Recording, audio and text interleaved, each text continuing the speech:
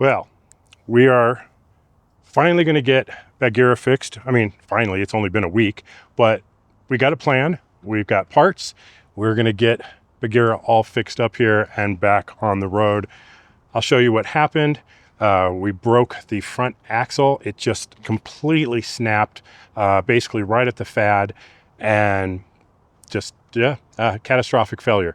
Now, I'm not going to be the guy who sits there and goes, fat axles are bad. Fat axles are bad. It's all because of the fad. Well, my JL has a fat axle on it, and we've abused that thing for 5 years and never had a problem. So I don't think it's something inherent with having a fat axle. Something happened on the Gladiator. Now, whether an impact that we had was apparently worse than we expected, whether it was a defect, whatever, we don't really know, and there's really no way to tell exactly what the cause was. But we decided to go kind of a different route than most people would probably go in fixing it. Now, I could probably, and a lot of people have suggested this, take it to the dealer, go for warranty, fight them about the bigger tires, fight them about it being re-geared, go through the, talk about the Voss Magnuson Warranty Act and how they have to fix it and all that stuff. But I'm going to be out months of time, maybe 6 months, probably the entire season at minimum, of not being able to have the Gladiator up and running. If I get them to do it, it's probably going to require a lawyer to fight them about the Warranty Act. And that's going to cost money out of my pocket, which I'm not going to recoup in getting it fixed. So I'm looking at a lot of money to go through warranty, which is probably not the best idea, because then we're right back to where we are with a stock axle. So let me show you what we're doing. There she is in all of her black glory. This is a brand new Curry 44. Now, number of reasons why we went this route.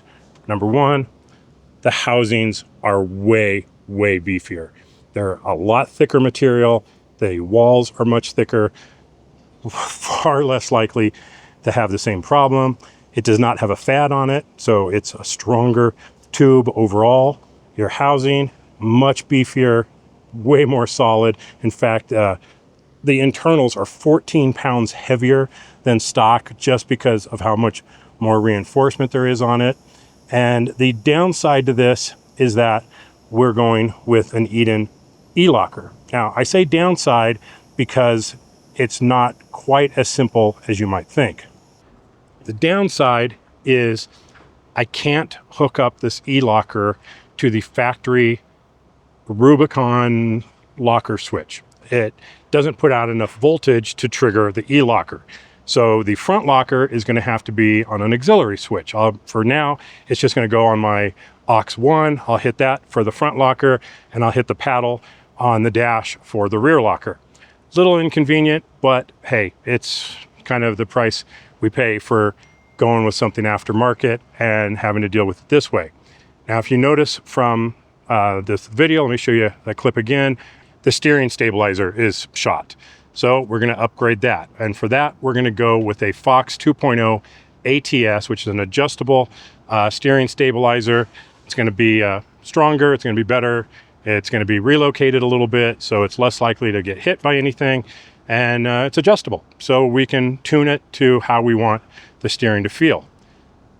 Now, since we have the front end all torn apart, we're going to do another upgrade, and that is we're going to add the Apex Power Steering Boost Kit. We have it on the JL. We absolutely love it, and big thanks to my buddy Mark, who hooked me up with this kit, and we're just having the people over at the Edge install it, since the whole front end will be taken off for that. So that's the plan for the Gladiator. New axle, new steering stabilizer, get it all dialed back in again, and we'll be back on the road. So just wanted to make a quick video and let everyone know what we're doing, what the plan is, and that it'll be back up on the road probably within a week or so. So there we go. Thanks for watching, everybody. Just a quick update. Be safe out there. We'll see you on the trails.